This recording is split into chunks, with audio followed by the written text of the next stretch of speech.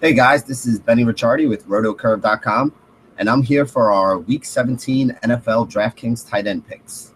There are a couple guys that we're looking at, but before we get into that, I want everybody to realize something. In Week 17, there's an extra variable that we have to look at that we don't have, really to worry about in any of the other weeks of the season leading up to now. Basically, what I'm talking about is some teams are in a position where you might not see the starters get full run. They might rest a couple guys, pull a couple guys early. Now, the NFL did a very good job this year of making sure that games started at the same time where, Team A needs a win here and a loss there and somebody else to beat somebody by a certain number of touchdowns in order to get in and all that stuff. So there's really only a couple situations to look out for. But especially at the tight end position, they could be really important situations for us. The one that sticks out the most, Washington has already clinched their playoff spot. Now, Jordan Reed's a guy that we've been talking about and rolling out for the last couple weeks. But I don't know if Jordan Reed's going to be a viable option this week. I think there's a good chance that if the Washington starters do play, they don't play the entire game, and you may only get a couple series, if any series at all, out of a guy like Jordan Reed. So with the Skins not being able to move up and already locked into a playoff spot, they're one of the few teams I think could rest some players. Another team that I'm a little bit concerned about, and maybe you guys can call me crazy or a conspiracy theorist, but if the Tennessee Titans lose this week, they lock up the number 1 overall pick. I feel like there's a really good chance that they're not going to push too hard in this game to really try to win. So I think that Delanie Walker is somebody who I'm a little bit concerned about using this week if the Titans are really looking to kind of lose this game in order to guarantee themselves the number 1 overall pick. I'm not saying that they're going to tank it, but I do think that there's a chance that, they might let everybody play and get some of the guys in off the bench and, might not be pushing it like they usually do, trying to win this game. So Delanie Walker's another guy I'm concerned about. Teams like New England are probably going to try to play because they can still move up in their playoff spot. So I think Gronk is somebody you got to look at. But again, you never know how Belichick's going to handle that. If the Patriots get a big lead late in that game, or if some of the other games are breaking their way, there's a good chance that maybe Gronk doesn't get a full 4 quarters of action as well. So with the high price you have to pay for him, he's another guy that I'm off of. So you'll notice that a lot of the guys in this week's video are more towards the value end of the curve. And the reason for that is we think that those are going to be some of the guys who, are a little bit safer and make for some better plays. So let's call up the list of guys that we are looking at and, discuss why we like them. First guy on the list is going to be Zach Ertz at 3,600, followed by Gary Barnidge at 4,700, Travis Kelce, who's also 4,700, and then Owen Daniels at 2,500. Now, Ertz goes up against a Giants team that has allowed the second most fantasy points so far this season at tight ends. He saw an insane 37 targets in the last 3 weeks, including 17 of them last week and 13 the week before.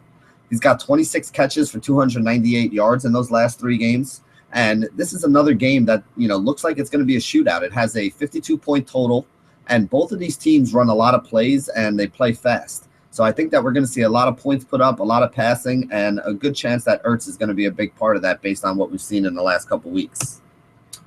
The next guy I want to talk about is Gary Barnidge, who's been an absolute steal in fantasy so far this year. The Steelers allowed the 10th most points to fantasy tight ends, so he's in a good spot. He's seen 7+ targets every game since week 3 where he took over the primary tight end role. He's a big red zone target at 6'6". He already has 9 touchdowns on the season, and they could look to get him another one to get him into double digits.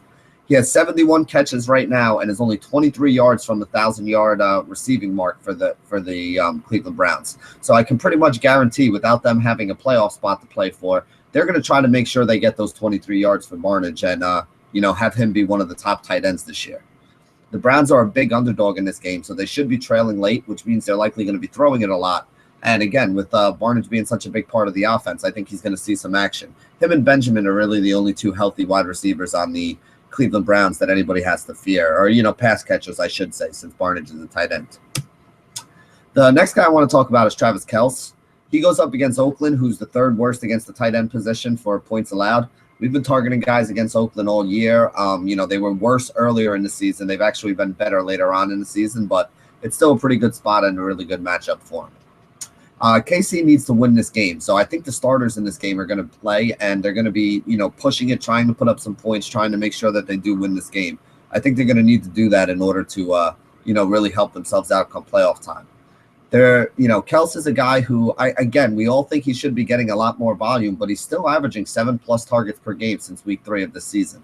I don't think he has huge upside because he doesn't get the number of targets that we would really like him to see, but he has reached double-digit fantasy points in over 50% of his starts. With them probably going to need to use him this week, I think there's a good chance that we see him have a pretty decent game. Don't know if I like his upside for tournaments, but I definitely think he's going to be safe enough to use in cash. The last guy I'm going to talk about is that cheap flyer that you can have if you're, trying to save some salary to spend up at other positions. And I think Owen Daniels at 2,500 is my favorite one this week. The Broncos need to win this game, and they've been going very conservative on the offense lately. If you watch their last couple games, you got a lot of checkdowns, a lot of running, a lot of checkdowns to running backs and tight ends. And teams are basically concentrating on taking away those wide receivers on the outside. We all know Sanders and Demaryius Thomas are probably the 2 most explosive weapons on that offense. And because teams are concentrating so much on the outside and rolling the safety help towards the outside, you're really seeing the middle be the way that, the Broncos have been attacking. So, like I said, short dump-offs to the running back over the middle, dump-offs to the tight end. We saw 7 targets last week from Owen Daniels, and I think you could see that again. If he makes 5 catches for 50 yards, he gets you 4 times value at a price of $2,500. So he doesn't need to do much in order to have a big day. If he happens to get lucky and add a touchdown in there, he's almost a certainty to go 4 or 5 times value, which, would be something that would help you out in the tournament and also give you the money to spend up on some big wide receiver or running back or even a big quarterback option that you might want to take this week as well. So that pretty much sums it up for the guys that we're looking at this week. I'd like to thank you for joining us here at rotocurve.com. And as always, stay classy, DFS.